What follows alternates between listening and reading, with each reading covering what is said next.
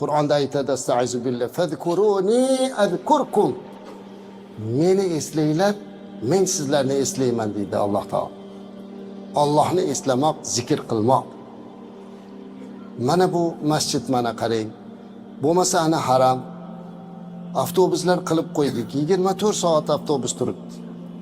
Mabodo yoshi ulug'lar, keksalarimiz qiynaladigan bo'lsangiz, mana shu turgan joyimiz ham haram hudud azizlar. Haram hudud deyiladi. Shuning uchun agar hozir kimdir umra qilmoqchi bo'lsa, miqotga chiqsin deydi. Ya'ni haramdan tashqariga chiqib boshqatdan niyat qilib kirib keladi. Demak, mana shu joylar hammasi haram hudud hisoblanadi.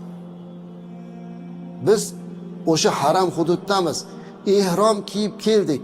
Ihromni libosdan chiqdik, lekin hudud baribir haram. Xohlang mana shu joyda o'tirib zikr qiling. Yosh keksalarni qiynamanglar, issiqda juda qattiq issiq bo'lyapti, ko'ryapsizlar. Hali oldimizda haj turibdi. Ko'pchilik men kuchliman deydi-da, asosiy hajga borganda yiqilib qoladilar. Men necha yilga tajribamdan kelib chiqib aytyapman bu gapni.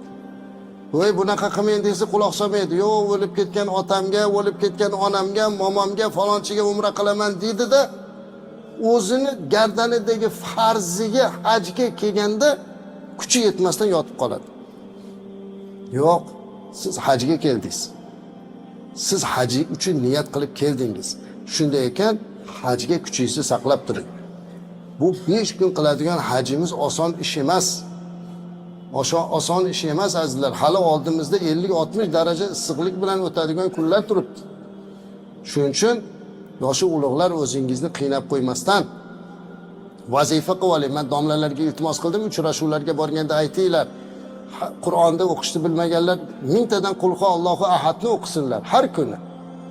Vazifa qilib olinglar. Har kuni sura Ixlosni 1000 marta o'qingda, uni keyin siz natijasini ko'rasiz. Salovat ayting qancha bo'lsin. 10 ming talab qiling-da salovat. Har bir salovatingiz uchun Alloh 10 tadan rahmatini yog'diradi. Biz qancha bekorchi gaplarni gapirib yuribmiz-da bu yerda ham. Shuncha gapirib to'ymadikmi azizlar? Shuncha o'zimizda shu yoshga kirguncha qancha bekorchi gaplarni ham gapirib, tuhmat va g'iybatlarni qilib charchamadikmi bu til?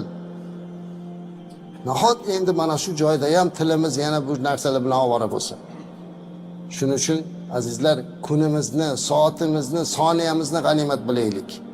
Zikrda, duoda, tilovatda bo'laylik. Ana o'shanda inshaalloh bu yerga kelib shuncha mablag' sarflab, shuncha Alloh bergan imkoniyatdan unumli foydalanib ketiladi. Ana o'shinday hajji mabrur bo'lib ketayotgan odam xuddi onadan tug'ilgan begunoh go'dakdek bo'lib qaytadi yurtiga. İnşallah mana shu kunlarda Alloh bizga nasib qilsin.